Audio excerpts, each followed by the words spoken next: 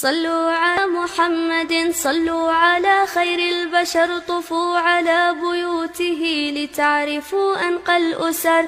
زوجاته 11 فيما رووه واشتهر، خديجة فسودة وحفصة بنت عمر، عائشة ورملة ميمونة صفية، وهند التالية زوجته جويرية، بنت خزيمة زينب، وبنت جحش زينب.